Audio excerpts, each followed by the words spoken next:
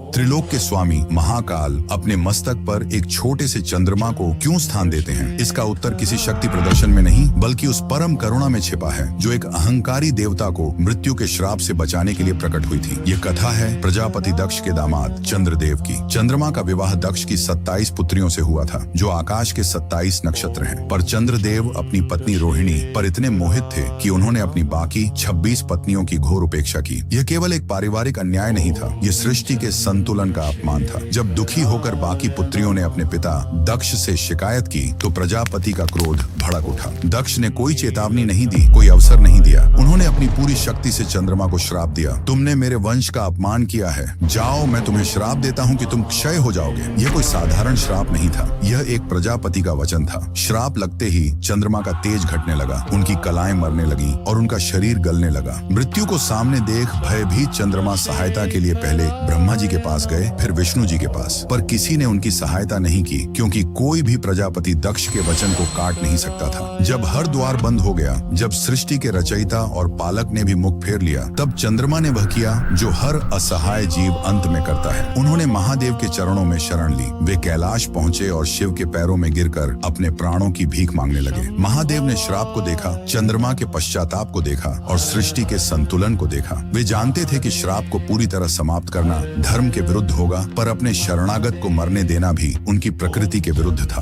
तब उन्होंने एक ऐसा मार्ग निकाला जो केवल महादेव ही निकाल सकते थे। उन्होंने चंद्रमा को उठाया और अपने शीश पर अपनी जटाओं में धारण कर लिया। शिव के शरीर का स्पर्श पाते ही चंद्रमा की मृत्यु रुक गई। महादेव ने श्राप का मान रखते हुए उसे संशोधित कर दिया और कहा, दक्ष का वचन व्यर्थ नहीं जाएगा। तुम 15 दिन क्षीण होगे, पर अगले 15 दिन मेरी ऊर्जा से तुम पुनः पूर्ण हो जाओगे। उसी दिन से कृष्ण पक्ष और शुक्ल पक्ष का चक्र आरंभ हुआ। वह अर्धचंद्र महादेव के मस्तक पर एक आभूषण नहीं बल्कि एक वचन है। यह वचन है कि जो कोई भी, चाहे वह कितना भी दोषी क्यों न हो, यदि सच्चे पश्चाताप के साथ उनकी शरण में आता है तो वे उसे मृत्यु के मुख से भी निकाल लाते हैं। वह चंद्रमा इस बात का प्रतीक है कि महादेव का दरबार न्याय का नहीं बल्कि करुणा का दरबार है। उस चंद्रशेखर के सम्मान में जो अपने भक्त के लिए श्राप को भी वरदान बना देते हैं, कमेंट्स में ओम चंद्रशेखर नमः अवश्य लिखें।